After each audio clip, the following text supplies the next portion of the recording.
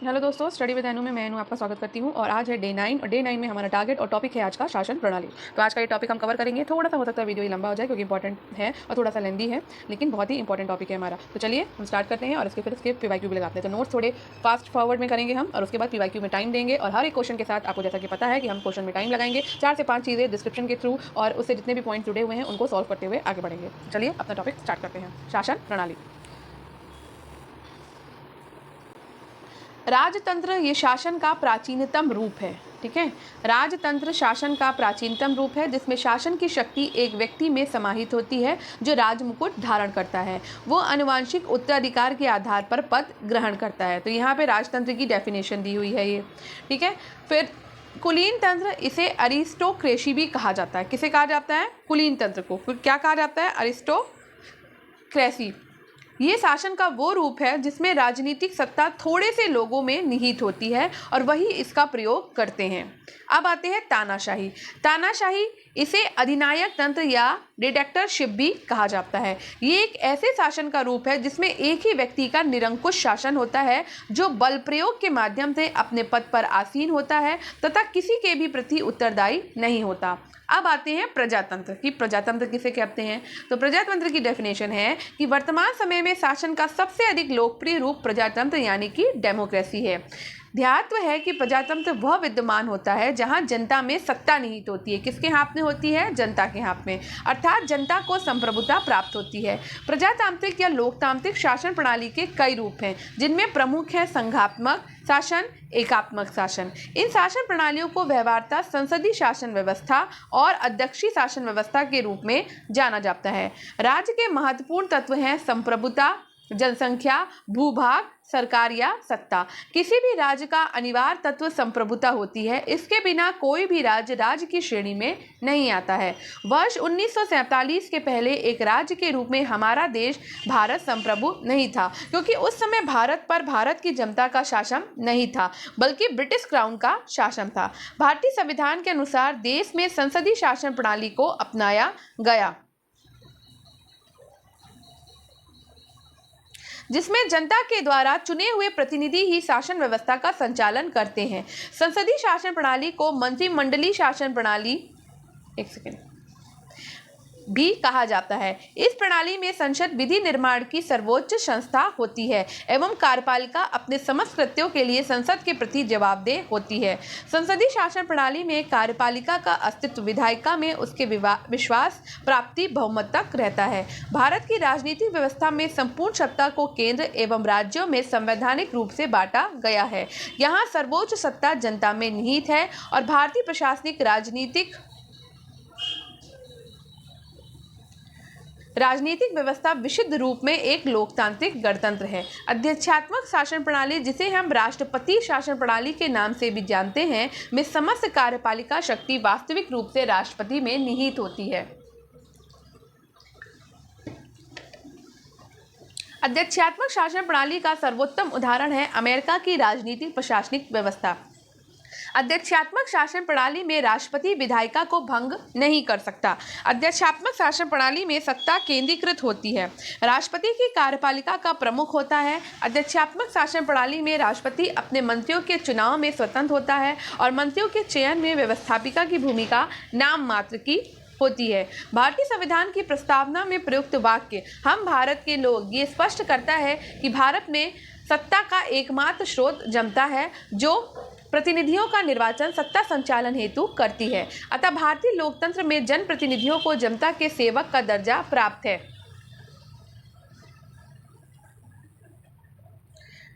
भारतीय संविधान में संघ एवं राज्यों की शक्तियों को संविधान में स्पष्ट विभाजित किया गया, इसलिए भारतीय संविधान को परिसंघी भी कहा जाता है। क्या कहा जाता है? परिसंघी। ब्रिटिश संसद को संसदों की जननी कहा जाता है। ब्रिटेन में परंपराओं के अनुरूप आवश्यक कानून बनाते हुए प्रशासनिक व्यवस्था का संचालन किया जाता है क्योंकि ब्रिटेन में लिखित संविधान का अस्तित्व नहीं है। भारतीय संविधान में एकात्मक शासन के प्रमुख लक्षणों में राज्यपाल का पद, अखिल भारतीय सेवाएं, एकल नागरिकता, आपातकालीन प्रावधान और और राज्यसभा में असमान प्रतिनिधित्व शामिल है। भारत एक गणतंत्र है। इसका आशय है कि भारतीय राजनीतिक प्रशासनिक व्यवस्था के सर्वोच्च पद राष्ट्रपति पर निर्वाचित व्यक्ति आसीन होता है। भारतीय संविधान में संघात्मक एवं एकात्मक दोनों व्यवस्थाओं के तत्व पाए जाते हैं, परंतु भारतीय संविधान मूलतः संघात्मक है। ठीक है। केसी वियर ने भारत को अर्ध संघात्मक राज्य कहा। जी ऑस्टिन ने भारतीय संघवाद को सहकारी संघवाद कहा।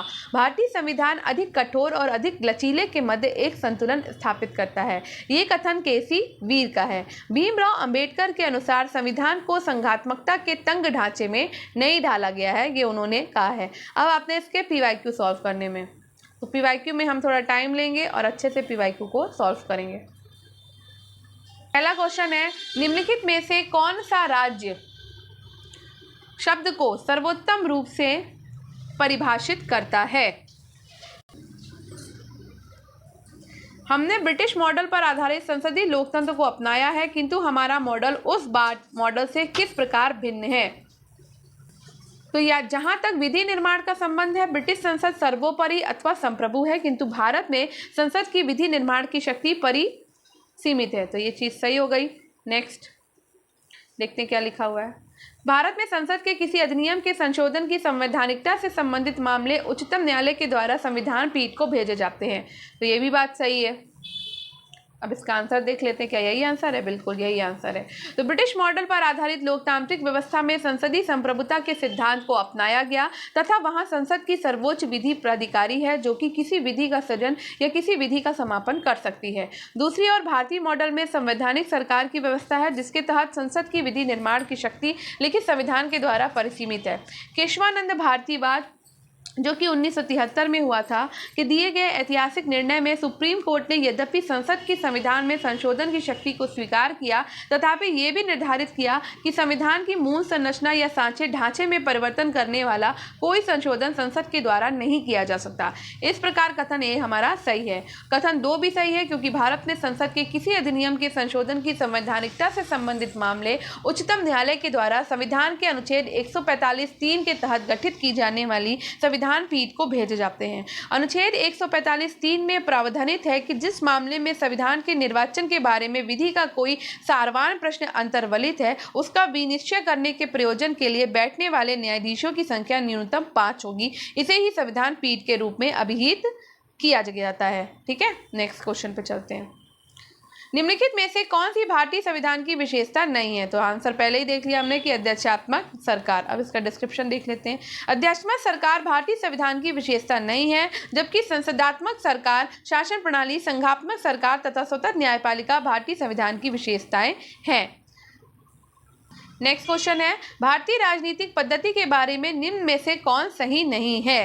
तो इसमें आंसर होगा आपका राष्ट्रपति पद्धति की सरकार, ये सही नहीं है। ठीक है, भारत में राष्ट्रपति पद्धति की नहीं बल्कि संसदीय पद्धति की सरकार है तथा यहाँ राष्ट्रपति शासन का औपचारिक प्रमुख मात्र है। भारतीय संविधान संसदीय लोकतंत्र की व्यवस्था करता है तथा इसमें धर्मनिरपेक्ष राज्य और संघीय प्रणाली को अपनाया गया है। नेक्स्ट क्वेश्चन, भारत में संसदीय प्रणाली की सरकार है क्योंकि मंत्रिपरिषद लोकसभा के प्रति उत्तरदायी है। ठीक है, यही आंसर है इसका।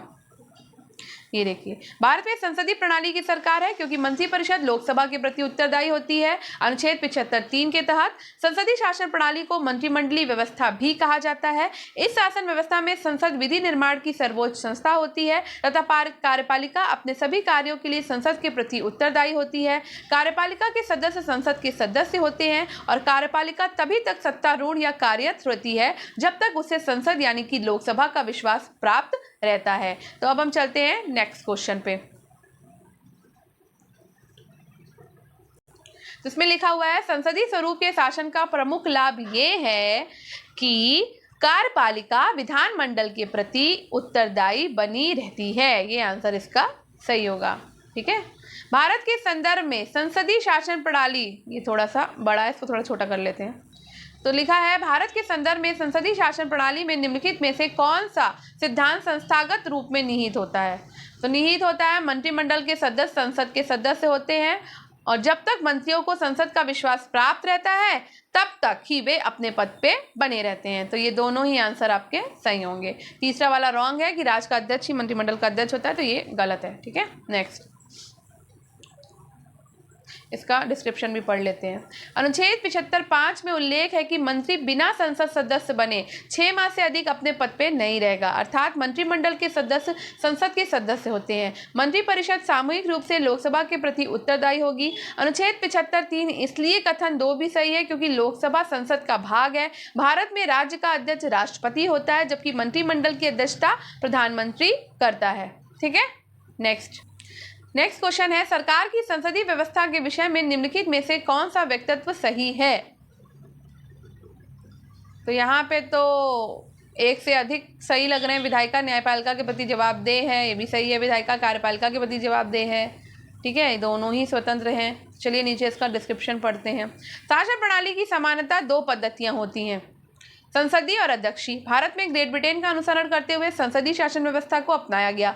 संसदीय शासन व्यवस्था में व्यवस्थापिका के सदस्य ही कार्यपालिका का गठन करते हैं और कार्यपालिका व्यवस्थापिका के प्रति उत्तरदायी होती है।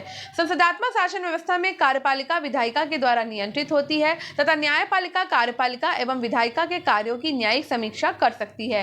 राष्ट्रपति न्यायपालिका के प्रति जवाबदेह नहीं होता, अतः विकल्प ई ही सही उत्तर इसमें होगा। अब हम नेक्स्ट पढ़ते हैं। निम्नलिखित कथनों में से उस एक को चुनिए जो मंत्रिमंडल स्वरूप की सरकार के अंतर्निहित सिद्धांत को अभिव्यक्त करता है। तो इसमें आपका होगा सी, सरकार जनता के प्रति सामूहिक उत्तरदायित्व को सुनिश्चित करने के लिए संसदीय लोकतंत्र की एक कार्यविधि है। नेक्स्ट, राष्ट्रपति पद्धति में समस्त कार्यपालिका की शक्तियां किसमें निहित होती हैं? तो राष्ट्रपति में निहित होती हैं। ठीक है, राष्ट्रपति शासन पद्धति में समस्त कार्यपालिका शक्तियां राष्ट्रपति में निहित होती हैं और इनका प्रयोग वह विधायिका से पृथक और स्वतंत्र रूप से स्वयं या अपने द्वारा चयनित मंत्रियों के माध्यम से करता है। नेक्स्ट क्वेश्चन पर चलते हैं। भारत में राजनीतिक व्यवस्था के मूलभूत लक्षण हैं। तो भारत में राजनीतिक व्यवस्था के मूलभूत लक्षण है कि यह एक लोकतांत्रिक गणतंत्र है और इसमें संसदात्मक रूप की सरकार है और सर्वोच्च सत्ता भारत की जनता में निहित है। ठीक है, नेक्स्ट क्वेश्चन पर चलते हैं। निम्नलिखित कथनों पर विचार कीजिए। भारत एक लोकतांत्रिक राज्य व्यवस्था है। भारत एक प्रभुता संपन्न राज्य है, बिल्कुल सही। भारत में लोकतांत्रिक समाज है, ये भी बात सही है। और भारत एक कल्याणकारी राज्य है, ये भी बात सही है। तो हमारे चारों ऑप्शन सही होंगे। ठीक है, नेक्स्ट पे चलते हैं।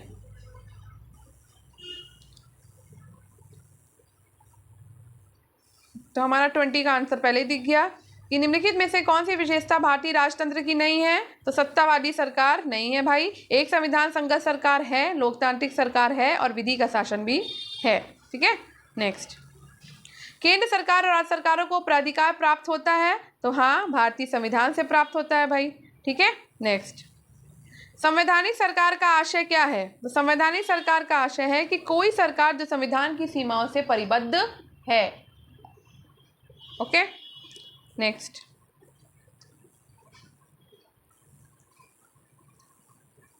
चलिए अब ये कथन और कारण वाला हमें बताना है।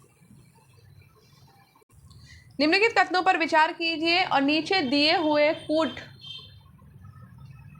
के सही उत्तर को चुनिए। तो भारत एक लोकतांत्रिक देश है, तो बिल्कुल देश तो है। भारत का अपना एक संविधान है, हाँ अपना एक संविधान है। लेकिन क्या कथन और कारण साथ में मिलते हैं? तो ए और आर दोनों सही है, लेकिन आर ए की सही व्याख्या नहीं कर रहा है।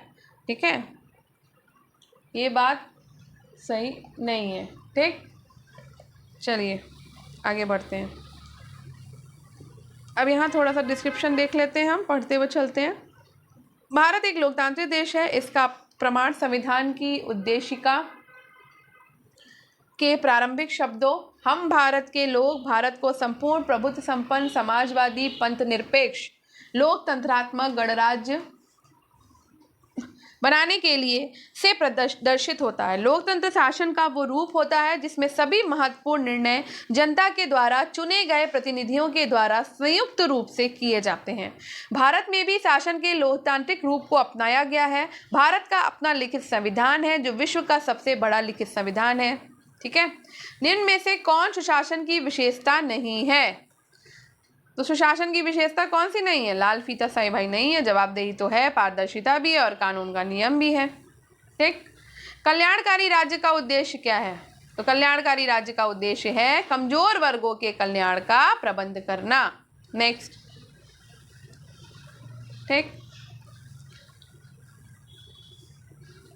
नेक्स्ट है राज्य हर जगह है, ये अंतराल शायद ही कोई छोड़ता है। ये वक्त किस धारणा की व्याख्या करता है? तो ये कल्याणकारी राज्य की धारणा की व्याख्या करता है। नेक्स्ट क्वेश्चन पे चलते हैं। निम्नलिखित में से कौन सा एक भारतीय संविधान का दर्शन नहीं है? तो साम्यवादी राज भारतीय संविधान का दर्शन नहीं है। निम्नलिखित कथनों में से कौन सा सही है? तो भारत एक नाम मात्र का राजतंत्र है, ये बात एकदम सही है। भारत में राजनीतिक सत्ता का प्रमुख स्रोत कौन सा है? तो प्रमुख स्रोत है हमारी जनता, जनता के हाथ में ही सत्ता है यहाँ पे। नेक्स्ट, निम्नांकित में से कौन एक अध्यक्षात्मक शासन प्रणाली का आधारभूत तत्व है? तो अध्यक्षात्मक शासन प्रणाली का आधारभूत तत्व है एकल कार्यपालिका। नेक्स्ट, निम्नलिखित में से कौन सा सही है? तो निम्नलिखित में से सही है कि कार्यकारिणी का प्रमुख राष्ट्रपति होता है, बिल्कुल बात सही है। राष्ट्रपति अपने मंत्रिपरिषद का चयन स्वयं करता है, बिल्कुल करता है। राष्ट्रपति व्यवस्थापिका को भंग नहीं कर सकता, नहीं कर सकता। और ऊपर वर्णित सभी तत्व, तो ये सारे ही के सारे सही हैं। ठीक है, अध्यक्षात्मक शासन का उदय सर्वप्रथम किस देश में हुआ? तो ये अमेरिका में हुआ सबसे पहले। नेक्स्ट, जल्दी जल्दी करते हैं। ठीक है, बाद में प्रजातंत्र इस तथ्य पर आधारित है कि जनता की सरकारों को चुनने और बदलने का अधिकार प्राप्त होता है। ठीक, लोकतंत्र का उत्कृष्ट गुण यह है कि वो क्रियाशील बनाता है साधारण पुरुषों और महिलाओं की बुद्धि और चरित्र को। भारत एक गणतंत्र है, इसका अर्थ क्या है? भारत में वंशानुगत शासन नहीं है। नेक्स्ट, भारत एक गणतंत्र है जिसमें अंतर्निहित है राज्य का अध्यक्ष निर्वाचित होता है। निम्नलिखित में से किनसे भी निर्धारित होता है कि भारत का संविधान परिसंघीय है? तो केंद्र और राज्यों के बीच शक्तियों का वितरण। भारतीय संविधान कैसा है? तो भारतीय संविधान अंशतः कठोर और अंशतः लचीला है। भारत की संसदीय शासन प्रणाली और ब्रिटेन की संसदीय शासन प्रणाली में अंतर का बिंदु निम्नलिखित में से कौन सा है? तो वो है न्यायिक समीक्षा।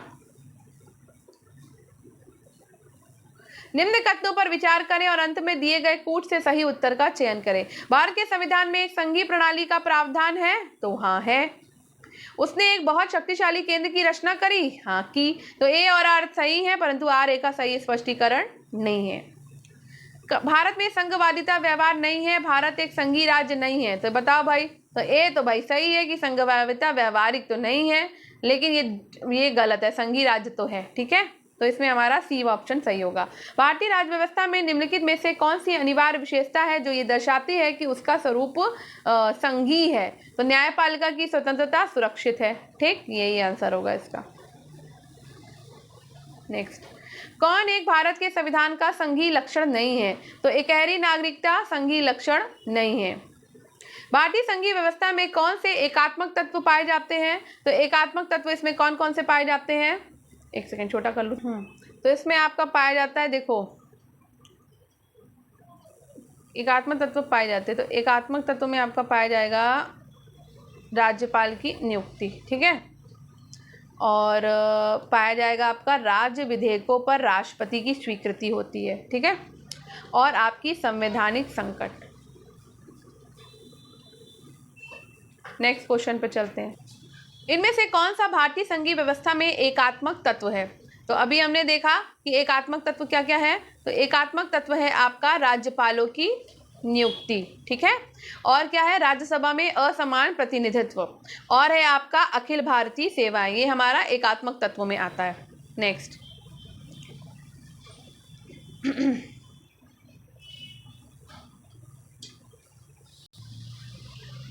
भारत में संघीय व्यवस्था से संबंधित निम्न कथनों में से कौन सा सही है? तो भारत संविधान शासन की मूल संरचना के लिए एक संघीय व्यवस्था की प्रस्तावना करता है और एकात्मक झुकाव का उसमें सशक्त मिश्रण है। ये दोनों ही सही है इसमें। भारत का राष्ट्रपति परोक्षता निर्वाचित होता है। भारत में संसदीय प्रणाली को गणतंत्रवाद के साथ जोड़ा गया है। तो बताइए इसमें से क्या सही होगा। तो इसमें हमारा सही है ए और आर दोनों सही हैं और आर एक का मान्य स्पष्टीकरण है। ये मुझे थोड़े से बोरिंग लगते हैं, लेकिन इस टाइम पर यही क्वेश्चंस आते हैं। आपको भी थोड़ा बोर लग रहा होगा, लेकिन हम कुछ नहीं कर सकते क्योंकि इस समय जो पैटर्न आ रहा है वो कथन और कारण का ही सबसे ज़्यादा पैटर्न आ रहा है। तो हमको ध्यान से पढ़ना है और उसको सॉल्व करना। नेक्स्ट क्वेश्चन है, राजनीतिक दल लोकतंत्र के जीवन रक्त है।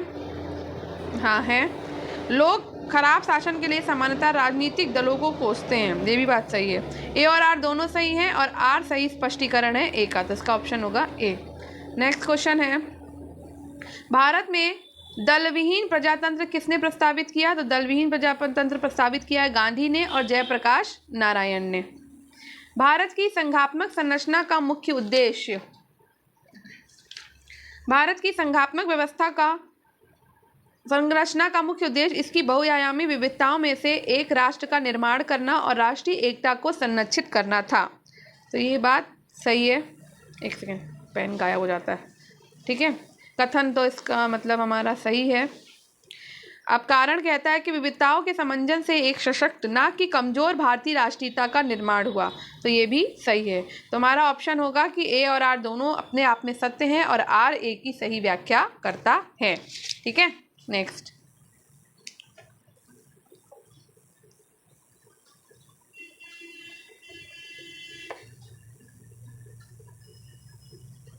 एक सेकेंड, ये भी कथन और कारण वाला है। भारतीय राजनीतिक व्यवस्था की प्रकृति में निरंतरता एवं परिवर्तन के तत्व मूर्त रूप में पाए जाते हैं। हाँ, पाए जाते हैं। भारतीय राजनीतिक व्यवस्था में निम्न राजनीतिक कार्यशैलियों जैसे कि आधुनिक शैली, परंपरागत शैली और संत शैली के तत्व समाहित हैं। हाँ, ये भी समाहित हैं। तो दोनों ही सत्य हैं। तो अब इसका आंसर क्या होगा। इसका आंसर होगा ए और आर दोनों सही हैं और आर ए की सही व्याख्या करता है। नेक्स्ट, महिलाएं, दलित, निर्धन, ये भी कथन और कारण का क्वेश्चन है हमारा। ठीक है, तो इसमें लिखा है कि महिलाएं, दलित, निर्धन एवं अल्पसंख्यक समूह भारत में लोकतंत्र के सबसे बड़े दावेदार हैं। बिल्कुल है। भारत में लोकतंत्र अधिक आत्मसम्मान की कामना का वाहक बनकर उभरा है। हाँ, उभरा है। तो दोनों ही सही हैं। ए और आर सत्य हैं और आर ए का एक मान्य स्पष्टीकरण है। नेक्स्ट, भारतीय संविधान के वृहद होने के कारण क्या है। तो भारतीय संविधान के वृहद होने का कारण है, बताइए क्या कारण है। तो वृहद होने का कारण है इसमें हमारा, यह संघ तथा राज्य सरकारों का संविधान है। लेकिन यहाँ पे तो मेरे हिसाब से तो ये आंसर होना चाहिए। चलिए और देखते हैं, इसमें डिस्क्रिप्शन पढ़ते हैं। तो ये विश्व का सबसे विस्तृत संविधान है। इसके वृहद होने का कोई एक कारण नहीं है। अच्छा, बल्कि उपयुक्त तो सभी कारणों संविधान का स्वरूप वृहदाकार हो गया। चलिए ठीक है, तो बल्कि सभी सत्य हैं। ओके, निम्नलिखित में से कौन सा कथन सत्य है। तो हमें ये बताना है कि इसमें से कौन सा कथन सत्य है। ठीक है, संयुक्त राज्य अमेरिका में सरकार की संघीय प्रणाली है। हाँ, बिल्कुल है। भारत में सरकार की संघीय और एकात्मक दोनों प्रकार की प्रणाली है। नहीं। फ्रांस में सरकार की संघीय प्रणाली है। नहीं। पाकिस्तान में प्रधानमंत्री नियुक्ति वहाँ की जनता के द्वारा होती है। नहीं। तो यहाँ पे सिर्फ और सिर्फ ए सही है। ठीक है, निम्नलिखित में से कौन सी एक भारतीय संघ राज्य पद्धति की विशेषता नहीं है। तो इसमें विशेषता आपकी नहीं है कि ये संघबद्ध होने वाली इकाइयों के बीच एक सहमति का परिणाम है। नेक्स्ट, थोड़ा लेंदी है, से जल्दी जल्दी करते हैं। कथन और कारण, भारतीय संघात्मक व्यवस्था को अर्ध संघात्मक कहा जाता है। भारत में एक स्वतंत्र न्यायपालिका है जिसे न्यायिक पुनरीक्षण का अधिकार है। तो नीचे दिए हुए कूट में से सही उत्तर को हमें चुनना है। मिथकों और कहावतों के रूप में प्रशासन के सिद्धांतों को अस्वीकार किया है हर्बर्ट साइमन ने। नेक्स्ट, विधि और स्वाधीनता के बीच सबसे उपयुक्त संबंध को निम्नलिखित में से कौन प्रतिबिंबित करता है। यदि विधि नहीं है तो स्वाधीनता भी नहीं है। नेक्स्ट, निम्नांकित में से कौन विकास प्रशासन की अवधारणा से संबंधित है। तो फ्रेड डब्ल्यू रिक्स। निम्नांकित में से कौन सा एक चिंतक लोक प्रशासन तथा निजी प्रशासन में समानताओं का समर्थक है। Henry Fayol. नेक्स्ट, यदि हमारी सभ्यता विफल होती है तो ये मुख्यतः प्रशासन के ध्वस्त होने का कारण होगा। ये कथन दिया गया है W.C. डॉनहम के द्वारा। गणतंत्रीय अवधारणा से संबंधित निम्नांकित में से कौन एक नहीं है? तो सर्वोच्च शक्ति एक राजा के समान एक ही व्यक्ति में निहित हो। निम्नलिखित में से किनको विधि के शासन के प्रमुख लक्षणों के रूप में माना जाएगा? तो प्रमुख लक्षणों के रूप में माना जाएगा शक्तियों का परिसीमन, विधि की समता और स्वतंत्रता और नागरिक अधिकार। नेक्स्ट, निम्नलिखित कथनों पर विचार करें। संवैधानिक सरकार वो है जो व्यक्ति की स्वतंत्रता के हित में राज्य की सत्ता पर प्रभावकारी प्रतिबंध लगाती है। नेक्स्ट, परिभाषा से संवैधानिक सरकार का क्या अर्थ है? तो संवैधानिक सरकार का अर्थ है सीमित सरकार। राज्य व्यवस्था के संदर्भ में निम्नलिखित में से किस एक को आप स्वतंत्रता की सर्वाधिक उपयुक्त व्याख्या के रूप में स्वीकार करेंगे? तो स्वयं को पूर्णतः विकसित करने का अवसर ही राज्य व्यवस्था कहलाती है। नेक्स्ट, समाज में समानता के होने का एक निहितार्थ ये है कि उसमें विशेषाधिकारों का अभाव है। नेक्स्ट, भारत और अमेरिका की राजनीतिक व्यवस्थाओं के बीच निम्नलिखित में से कौन सी विशेषता समान है? तो विशेषता यहाँ पे समान है केवल और केवल 3। राष्ट्रपति के पास पॉकेट वीटो की शक्ति है। दूसरे प्रशासनिक आयोग के कौन से प्रतिवेदन ने भारत में सुशासन की बाधाओं की पहचान करी? तो नागरिक केंद्रित प्रशासन शासन का केंद्र बिंदु है। नेक्स्ट, भारतीय संघवाद में विविधताओं में एकता को प्रोन्नत करने हेतु निम्नलिखित में से किन संस्थाओं को आवश्यक माना गया? तो उपरोक्त सभी, अंतरराज्य परिषद और राष्ट्रीय विकास परिषद को भी, वित्त आयोग और क्षेत्रीय परिषद को भी, और एकल न्यायिक व्यवस्था और अखिल भारतीय सेवाओं को भी। नेक्स्ट, निम्नलिखित में से किस दशक में भारत की संसदात्मक व्यवस्था केंद्रीयता में संघवाद की ओर खिसकी है? तो 1980 के दशक में। नेक्स्ट, तो यहाँ पर हमारा आज का टॉपिक फिनिश होता है। तो हमारा आज का टॉपिक खत्म होता है शासन प्रणाली। और कल डे 10 में हम नेक्स्ट टॉपिक करेंगे राष्ट्रपति। तो आज थोड़ा सा जल्दी जल्दी रिवाइज हो गया। नहीं, राष्ट्रपति करने वाले, राष्ट्रपति नहीं, राष्ट्रपति करेंगे कल के 10 नंबर के अपने डे 10 और डे टारगेट नंबर 10 में। आई होप आपको ये वीडियो पसंद आया होगा और आपके लिए हेल्पफुल रहा होगा। तो वीडियो को लाइक, शेयर और सब्सक्राइब करना मेरे चैनल को ना भूलें और दूसरों के साथ शेयर ज़रूर करें। Thank you. आपका दिन शुभ हो।